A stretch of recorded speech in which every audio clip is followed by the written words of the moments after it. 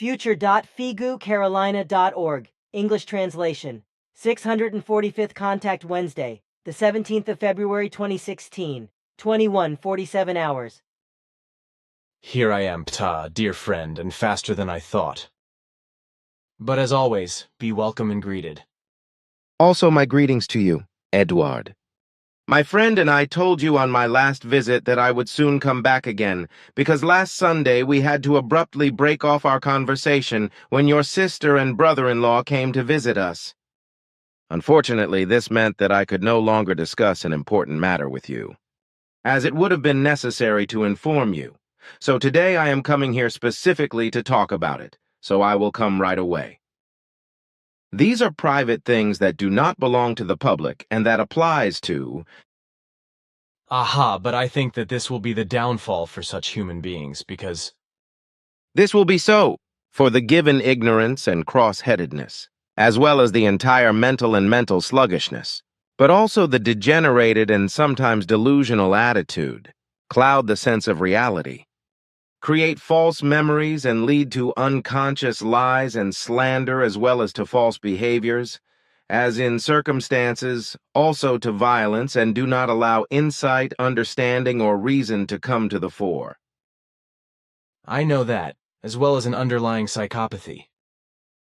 Such human beings may be extremely pitiful, but they believe they are smarter than those who have a conscious and clear overview. But if we talk about it now, and what has been said should not be official but private for good reasons, the names of the persons concerned should therefore not be mentioned for various reasons. Nevertheless, I find that what you and I have just said can still be performed when I call up the conversation report. This is precisely because it clarifies a number of things that relate to the people we are talking about. With such human beings, I have often experienced this in my life. There are no valuable arguments that would be accepted by them, because they only see and acknowledge themselves and their personal allure and thus completely live ahead of reality and its truth alien to life. That can certainly be a good thing if... What you want to say, I mean no, and... What you are saying is right, so I can agree with you. But such people in their morbid simple-mindedness are stupid and intellectually and rationally incapable of grasping reality and truth, because they are also incapable of changing themselves for the better and of giving their intellect and reason a possibility of development. Simple and stupid, yes, that applies to such people. What I see as truth and not as insult when that is said. But will we stop if you have nothing more to say? What I said was enough. Then I have some questions, if you have enough time. There is no rush. All right, here's the deal. In the ancient prophecies, the symbol wolf is used for Russia, whereas in modern times, the bear is used as a symbol of Russia. I do not know why this is so and which causes are given for the two symbols. Maybe if you knew something about it? I do, because of course I am familiar with world history in many respects. What I have to explain with regard to your question, why in the old prophecies Russia is not called bear as is usual today, but wolf, has unfortunately long since been forgotten, and has also not been handed down. Followed later on by the bear as a symbol and national personification for Russia, and was often used in Western Europe, especially in Great Britain during the Cold War. The origin of the symbol can be traced back to Western travelers, especially to a man named Sigismund von Herberstein, who served at the Russian court as Austrian imperial counselor and envoy and coined the symbol of the Russian bear in 1549, although the symbol bear has nothing to do with a bear, but is related to the geographical size of Russia. Since the 20th century, the bear symbol has also been used by the Russians themselves for their country. But what has to be said with regard to the old prophetic wolf symbol, which was already early coined for Russia, is the following. It is typical for the wolf note Billy = Canis lupus that it has a herd behavior and also a strict hierarchy, as was also the case in old times with the tribes in the expanses of the steppe empire of today's Russia. The wolf is an extremely shy animal, sociable and lives in packs, And in this connection in old times, the tribes of the large country were compared to wolves by the manner of the Khazars, because these, like the wolves, lived in tribal communities and as such behaved in their community behavior similar to the wolves. So these tribes were also characterized by the fact that as a rule, they never broke into the territory of another tribe unless they were provoked to do so by any circumstances. They also stayed among themselves, and actually only very rarely allowed foreign tribesmen into their tribes. Consequently, they hardly mixed with other tribes, as is also the case with the wolves. These were typical behavioral characteristics of the old tribes, so that exceptions could only be made in extremely rare cases for each tribe according to certain rules, if an urgent and logically justifiable situation permitted this. The people of these old tribes who populated the present Russian state were reserved towards other peoples and tribes and thus avoided open contact with other peoples to a certain extent. A fact that has been preserved in the following tribes and then up to the present Russian people, who are tolerant and reserved towards other peoples and states even to the present day. Also the typical action of honoring, appreciating, and if necessary, defending one's own country without demonstrating one's own offensive aggressiveness, but of delimiting and securing one's own country has remained as it was in former times. Equally, they took an example with the wolves on that occasion, who act in similar manner and mark and defend its precinct, as they are considered also on the cohesion of the own herd on that occasion, however. As wolves are not belligerent, so is not the Russian people today, and verbal and active defense serves only the purpose of their own people's conservation, the people's cohesion and the protection of their own country, and active advocacy for other peoples when they are in need and have problems of all kinds and seek help serves the friendship and help of neighbors. As far as the bear is concerned, it should be said that he is not aggressive. Like the wolf is not, but when he smells danger, he goes on to attack, as can also be the case with the wolf, which, however, is more likely to be deterred by danger. In addition, the bear is unlike the wolf not sociable but a loner, which the Russians are not because they are sociable people. Consequently, the bear symbol for Russia is completely wrongly chosen, which is why old Khazaran wise men chose the sociable wolf as a symbol for the people and the early country, which of course at that time was not yet called Russia, although this knowledge of this fact was lost early on, as I already explained. As I know from history, Russia developed from the former East Slavic Empire, whereby a Grand Duchy of Moscow played a role as a partial duchy of the former East Slavic Empire, Kievan Rus, which, like Yugoslavia in the 20th century, was a multi-ethnic state with more than 100 ethnicities or tribes or even ethnic groups. And if I remember world history correctly, then in older German usage, Kiewer Rus means Kiewer Russia, because Rus stood for Russia. The whole thing was a medieval empire with a center in Kiev, which was the forerunner of today's Russia, Ukraine, and Belarus. And with regard to the Khazars of Turkic origin, who dominated the steppes north of the Caspian and Black Seas from about 600 AD to the 10th century. A large part of the tribes is said to have converted to Judaism and founded the so-called Jewish Atlantis, which was also called the Forgotten Great Empire of the Jews and the 13th tribe. That is true, but the real role of Judaism in this context must not be overestimated, for some of the traditions are greatly exaggerated and also falsified. Even though it must be said that in the Middle Ages the existence of a powerful Jewish state in those areas with a Jewish ruler was a unique and fascinating phenomenon. I agree. Then the next question. Some time ago, about 3 years ago, I asked you if you could find out who we Earthlings are better drivers, women or men. You promised that you would assign the task of such a study to someone else. This is what I did. Therefore, such a study took place, which was finished at the end of 2015, and as a result showed that women are worse drivers than men, but because they have much less driving experience than men. Nevertheless, they cause fewer accidents and are less serious than men. Only women who are as aggressive drivers as the majority of men are cause many and often serious accidents, similar to those caused by men. And what about you, Ptaah, with traffic accidents? You don't ride on roads with bike vehicles, you glide through the air with hovering vehicles. Our planetary airways are designed and secured in such a way that accidents caused by collisions, etc. are impossible, and consequently human lives are neither harmed nor lamented, nor is there any material damage to the hovering aircraft. Clear answer, thank you. Then I would like to talk about what your father Svath explained to me in the 1940s in terms of time, present, past, and future, and what you recently privately said about that. You will look into the estate of Svath and what came up in the conversation between him and me at that time. Unfortunately, I'm not familiar with everything anymore, so I would be grateful if you could find the records.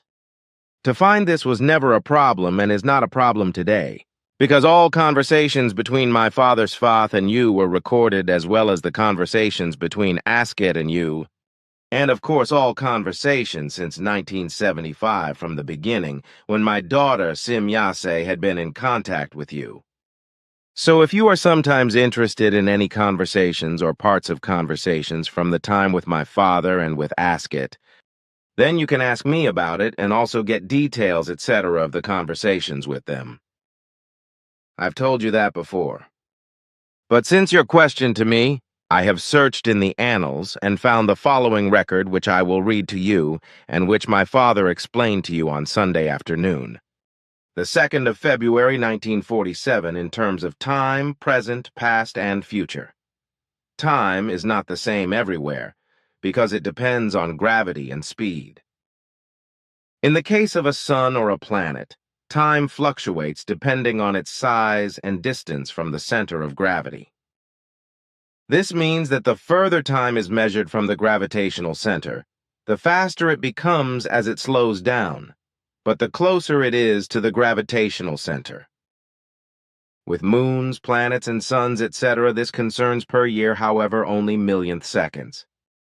This means that near the gravitational center of a sun or planet, etc., the time flow is slowest, while it becomes faster on the sun or planet surface, etc., as well as on mountains and in space. In this respect, this is dependent on the size and mass of a body and thus on its gravitation. So the more massive a celestial body is, the slower the time is. Consequently, it loses itself in extremely low values and even in the standstill of time with a dark, giant structure or with a massive object, which tears suns, planets, other world space objects, gases, and all kinds of matter into itself by its force of attraction and thereby becomes more and more powerful and massive and finally completely cancels the flow of time. The enormous masses of such dark giant formations, which even tear entire galaxies into themselves and into which they cannot penetrate, but which can radiate externally through torn suns and galaxies, etc., as bright spherical formations, exhibit such an enormous attraction which is so extremely strong that no matter and no light signal can penetrate from this space area to the outside, and also no time can exist. Time exists only there, where solid space structures like evenly suns, planets, and other structures are, as these are given evenly in galaxies or outside these as world space wanderers. So time only exists where there are gravitational forces. Where, however, no gravity exists, there is also no time, but only endless duration and thus timelessness.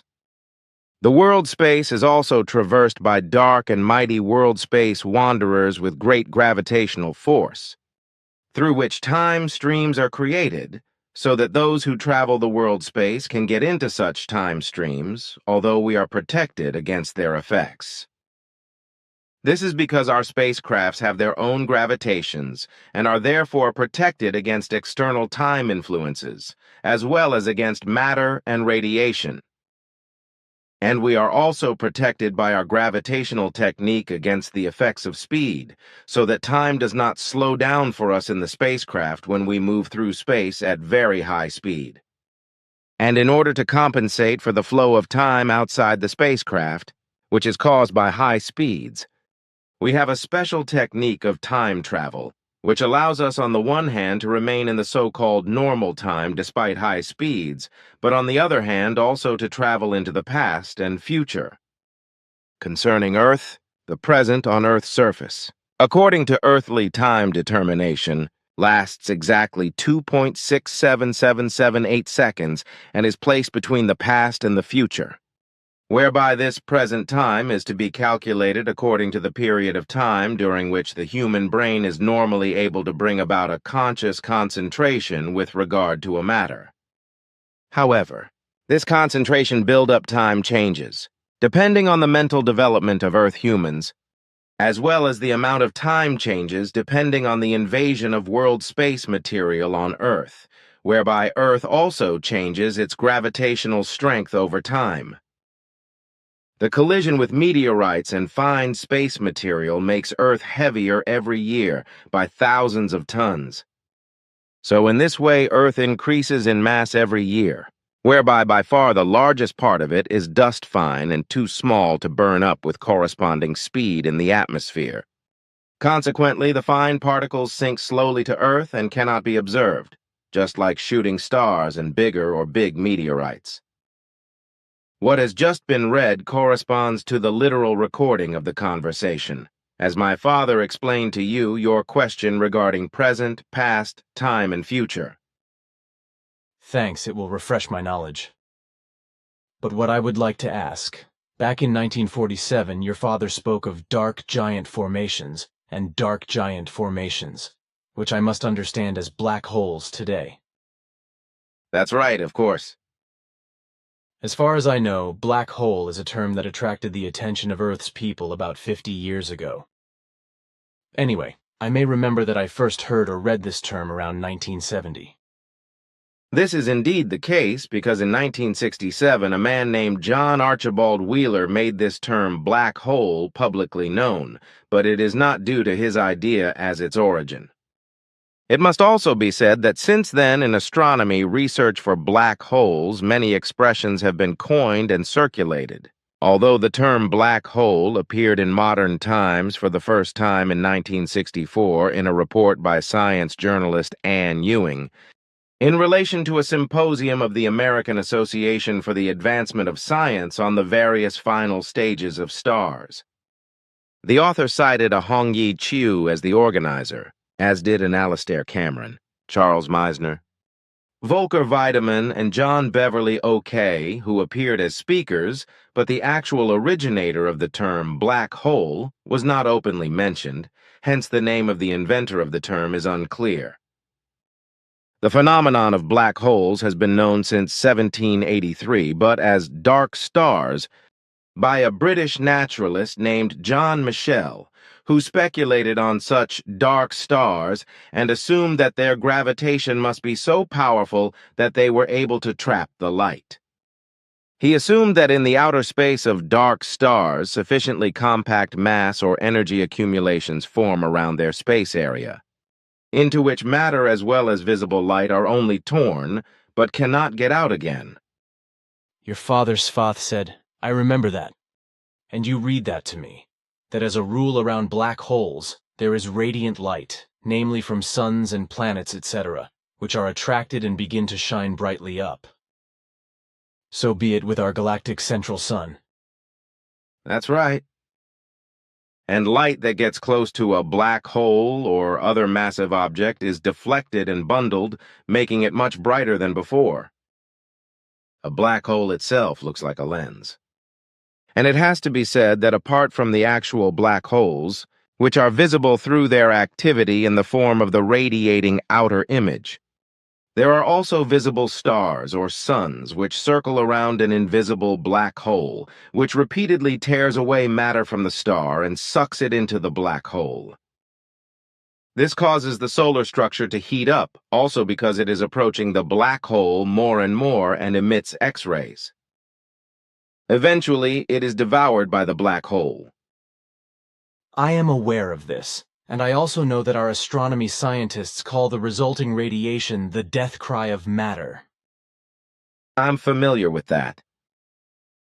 Good, and thanks for the teaching.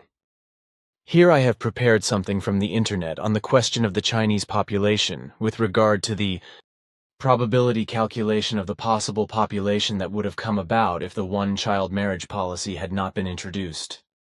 Although the Fourth Plenary Assembly of the Central Committee of the Communist Party has just decided that China should apply the principle of the rule of law and equality before the law, it has also been said that a law of two-child politics should now be introduced, but nothing has changed so far. On the internet you can read that to date there are about 300 million people who have been illegally brought into the world. The parents of these illegally born children, who become adolescents and adults, must suffer all their lives, because their illegal children depend on them all their lives. Also on the internet I found the following under the sources: Courier International Liberation, China Information's World Data Bank, regarding the population of China, which of course is only listed according to earthly calculations and certainly does not correspond to the effectively correct numbers. If I consider that your figures regarding earthly population were always higher than those produced by earthlings. Look here, it's from the internet. The history of one-child politics in China. Jiwashengyu Zhengxie Family Planning Policy, 1950. After the foundation of the People's Republic of China, Mao Zedong called on women to have as many children in the world as possible. Women with more than 10 children were honored as Honorable Mother. As a result of this policy, the Chinese people grew by a good 60% from 550 million in 1950 to 890 million in 1973 within just 20 years. 1979. In the face of this population explosion, the reformer after Mao, Deng Xiaoping, went into reverse and turned the new one-child policy formulated before his reign into a law. In addition, there was a new directive, according to which marriage was only permitted for men from the age of 22 and for women from the age of 20. 1982. China grows to over 1 billion people. 1984. First modification of the one-child rule. In the country, parents whose first child is a daughter may have a second child as soon as the first child is 5 years old. A few years later, in some regions, married couples who were themselves two single children are allowed to have 2 children. 1995. The government declares that family planning must be subordinated to the central task of economic development. The drastic reduction in the number of children should allow the limited resources of the state to be fully put at the service of economic development. This is the credo of the reforms at that time. 2002. Parents can buy the legal birth of a second child by paying a fee of 510 euros, equivalent to 5,000 yuan for an average urban monthly income of 1,200 yuan. In the case of illegal births, the penalty catalog provides for fines and the refusal of the entry of the birth in the so-called hukou, the family register. This means that the illegal second-born child lacks proof of identity, is therefore not allowed to go to school, is not entitled to free transportation, and will never be allowed to apply for an identity card. 2012. While the government proudly announces that it has prevented more than 300 million births since 1979, the case of the young Feng Jianmei makes headlines. 5 employees of the Family Planning Authority in Shanxi Province kidnap the pregnant woman and force her to abort her child in the 7th month because she refuses to pay the equivalent of 4,900 euros fine for this second child. The scandal provokes a storm of indignation as her husband puts photos on the internet of the young mother lying on her bed with her aborted dead child. The authorities then merely reminded that women in such a situation should be persuaded by the officials to abort. Forced abortion is an illegal act. To calm the storm of indignation, The government suspended 3 leaders of the Zhenping region. This affair is, frankly speaking, only the tip of the iceberg. 55% of Chinese women have already had at least one abortion in their lives. Sterilization and forced abortions are part of everyday life in China, especially in Tibet. The ethnic minorities, about 10 million people, and mixed marriages do not actually have to follow the one-child rule, but the regional authorities decide on a case-by-case basis and often arbitrarily. 2013. Now a married couple can have 2 children if one of the partners was an only child. To date, this has been an experimental rule introduced in some regions, so to speak, which is now applied to the whole country. The population of marriageable age has shrunk by 3,450,000 people. In China, in 2013, about 200 million people, 60 years and older, lived. Until 2035, there will be 400 million. That would be not only like today, 14%, but then 25% of the whole people. China, an aging people who will lack young people capable of work, with dramatic consequences for the economy and also for the well-being of the elderly.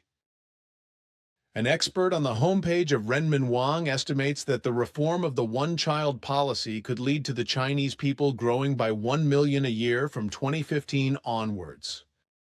According to estimates by the State Office for Birth Control, 15 to 20 million married couples support the reform of the strict one-child policy, and 50 to 60% of married couples wish to have a second child.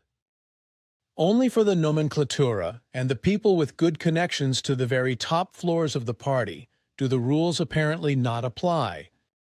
Director Zhang Yimu is supposed to be the father of at least 7 children. Theoretically, he would have to pay a fine of the equivalent of 19 to 20 million euros to the state based on his income. Such exceptions have long ceased to meet with the approval of the entire people.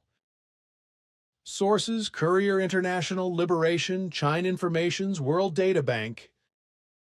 So these are the statements of Earth humans, which probably do not correspond to reality, but to pure assumptions or suppositions. But now the real question. Did you calculate the whole thing and did you come to a result? What you say is correct because the figures quoted in this internet excerpt do not correspond to reality, because they only correspond to estimates that are far from the effective values. We cannot rely on the Chinese population censuses because, as I have already said, they are often based on estimates and also on counterfeits. In this respect, we have carried out the most detailed investigations, as well as into the one-child policy and its consequences. And what we have done in our own interest with regard to extremely accurate probability calculations is to say that the data on the internet for an estimated 300 million fewer people born is also incorrect. The fact is that the Chinese regime introduced the one-child policy in 1979 to prevent the population from growing too fast because it wanted to ensure the supply of the people and at the same time conserve resources. Since then, according to our extremely precise calculations up to the 31st of December 2015, a number of 537,802,317 fewer people have been born in the past 37 years, according to the one-child policy. Without the strict measures of one-child family policy, more than 500 million more people would be living in China today. Our research includes all official births that would have been officially registered, as well as possible unofficial and unregistered births that would have taken place. So we have taken both possibilities into account in our calculations. Even today, there are many officially unregistered people in China who were born during the 37 years of the one-child policy, who do not actually exist for the Chinese state and are practically without rights. This is because these people were conceived by parents who did not abide by the state decree and gave birth to more than one child. In China, these people are called Heihaizi, which means black children and in a broader sense born in secret, and these children, Adolescents and adults do not exist before the Chinese regime and its offices. In childhood, they were not allowed to go to school, and as teenagers and adults, they were not allowed to apply for a job. Of course, they were not allowed to open an account at a bank either. As second-born children in their families, they had to be kept hidden, and therefore could never get an identity card. If such black children were discovered by the police or state officials, the parents were severely punished because they had broken the law of one-child politics. Their fate was and is, at least still today, not to exist, because their parents conceived them despite the one-child policy and thus violated the law. And the irresponsible violation of the law has just brought with it the fact that millions of black children or black people live in China, which has also further fueled the overpopulation. In my opinion, the violation of the one-child law is really an unparalleled irresponsibility when the whole thing is considered in relation to the unstoppably growing overpopulation and the destruction of the climate, the nature and its fauna and flora and the possibility of human life, etc. resulting from this. So I find that drastic penalties are acceptable for parents who violate the law in this way. And this is also the case in China, because if they wanted or want to have their secretly newborn second child entered in the birth register, then they had or have to pay a penalty, usually so high that it far exceeded their income and they even suffered damage or even had to go to jail, etc. But nevertheless, many parents have not reported their children, which is why these Heizi have to live their lives in secret, and this number is very high, as you once told me in confidence. That is correct, because according to our extremely precise scientific investigations, which we also carried out in this regard until the 31st of December 2015, there existed 15,716,006 Heizi up to then, who had to live in China up to then, and also still further a sad fate burdened to them by their irresponsible parents.